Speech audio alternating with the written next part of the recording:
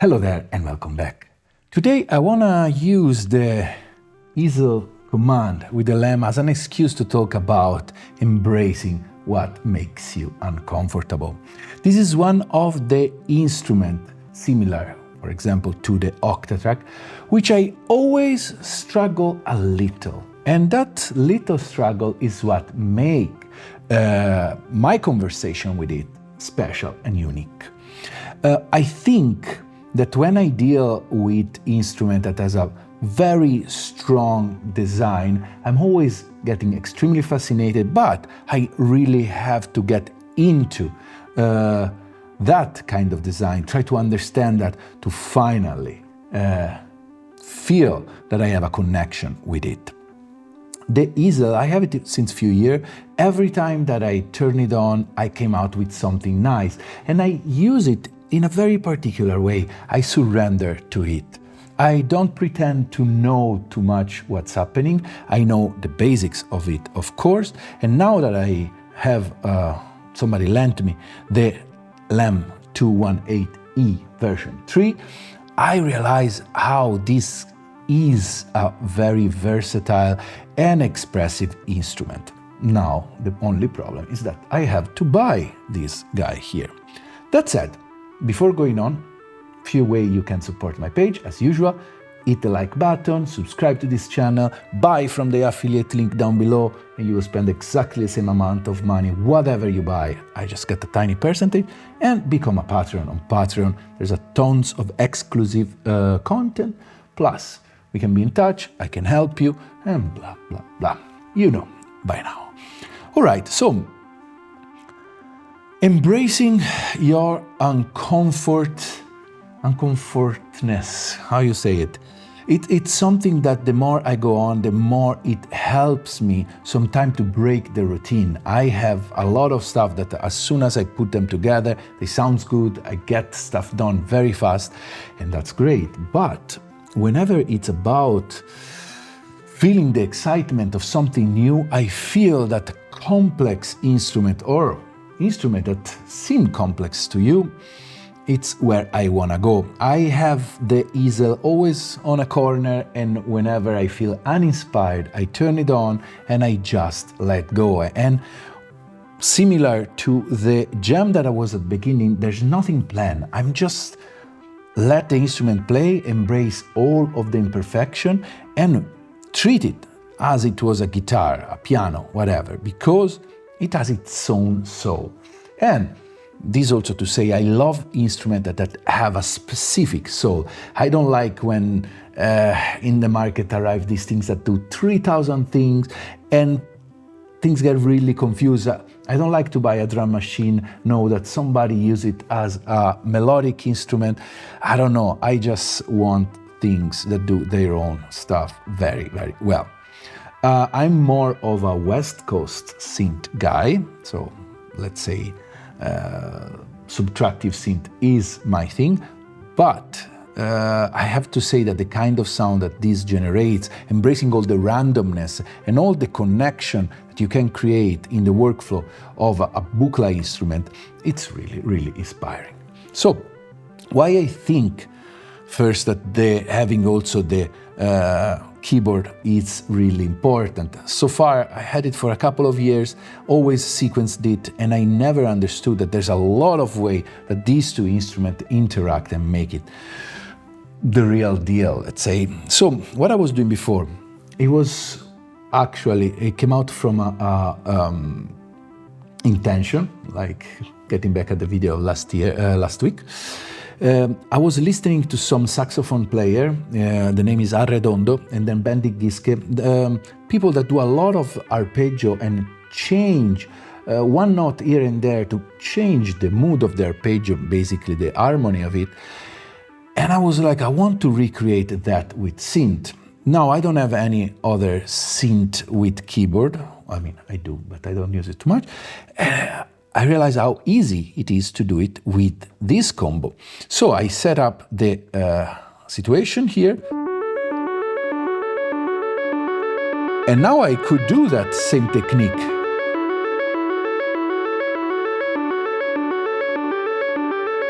It's a technique that I really like.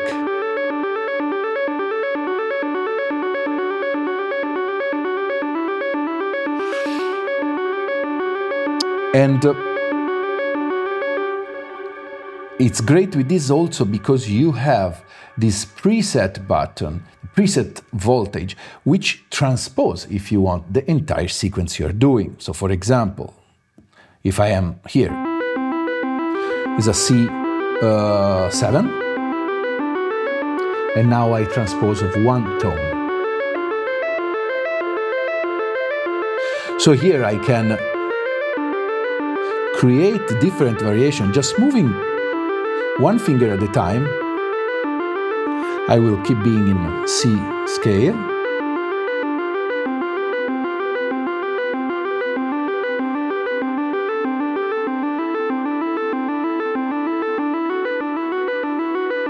So it's a cool way. So first things, like having the combination between a keyboard and the voltage source, the preset voltage source, is really good. You can use also these separately. So for example, if you set known, now this won't do anything, but they will send out the voltage out. So you can, for example, use the modulation oscillator as a pedal tone and change the tune using this. It's a way that a lot of people use, for example, Cortini in a lot of his tracks. That said, you can also use to switch octaves, or there's a way you can use these three to do what we are doing so far and use the fourth one as a transposing thing. You can do that in the setup. Another thing that I really like on the combination of the two is this new strip that has been added in version 3. Now I mapped it. I hooked it, the output, the voltage output, into the timbre here, timbre.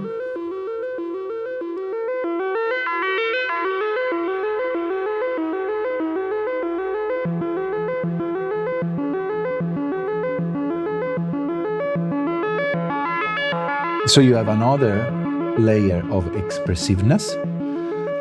These also send out, as you can see here, pulse. The red are always pulse, the blue are always CV. And then, of course, we didn't mention it, but these things as an arpeggiator, it's not a super complex arpeggiator, can do just ascending, like now.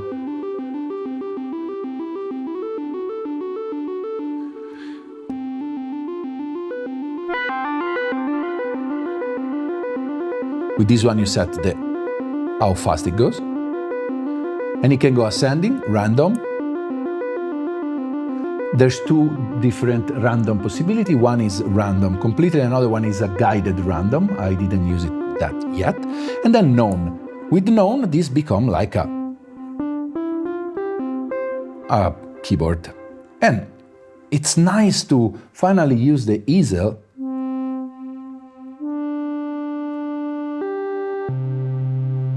as an instrument, because so far I always just use it as a sound module.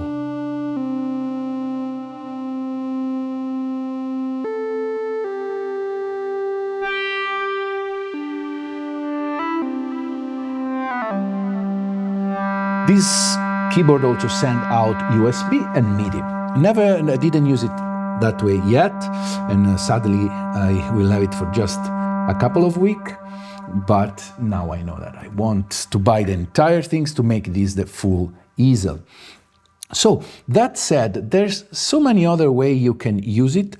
If you check down below, or I put a link right now, the other video that I did called Florilegio, in which I was actually sequencing and transposing the internal sequential voltage, this sequencer. So I was setting here a sequence. Now this is not quantized, which is take a little time to set up things precisely.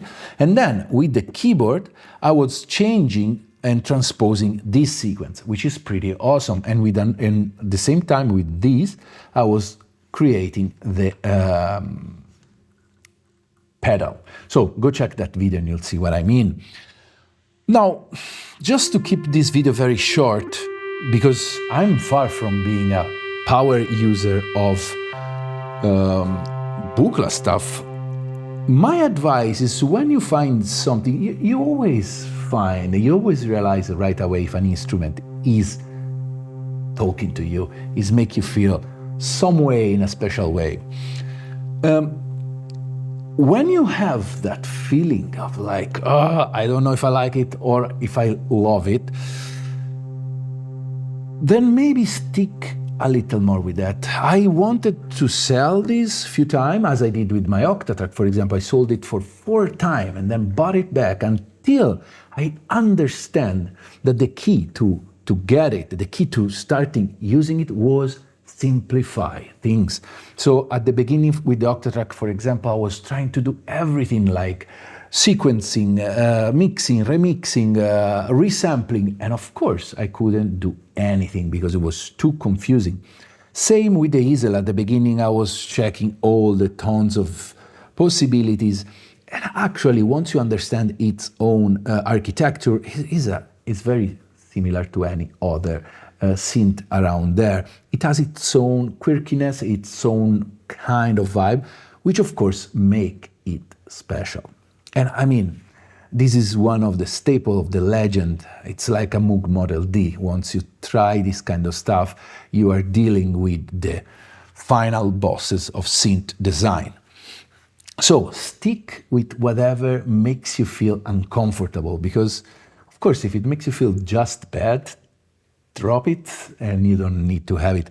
But when you have that weird ups and downs, it means that there's something that you need to get in order, something to understand in order to really enjoy the instrument. I'm glad I kept this one, and glad also to have friends like Martin Voss that teach me how to use it better. And also there's so many online cool stuff. Check Todd Barton, for example. There's a lot of cool instructional video. Just don't listen to me too much. So that's it. I want to keep it simple.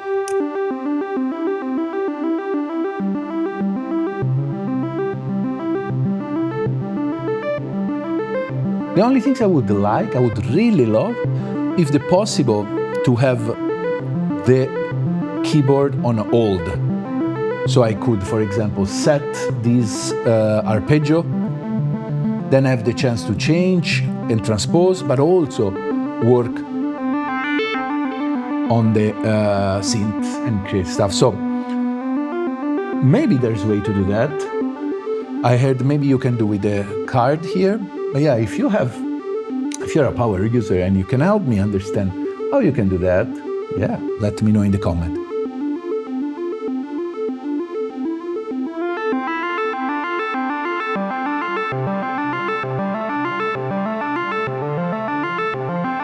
Well, and that was it for today. I forgot to mention I was using a little of LVX and Mercury X to make things nicer.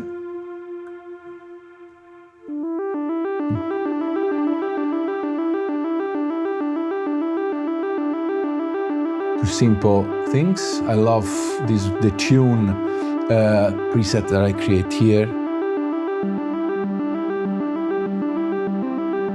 I also love how arpeggiating like this, it's subject to randomness, because you had notes, so the arpeggio become longer, and you just have to deal with that and react with that. So it's something you have to just surrender to it and enjoy.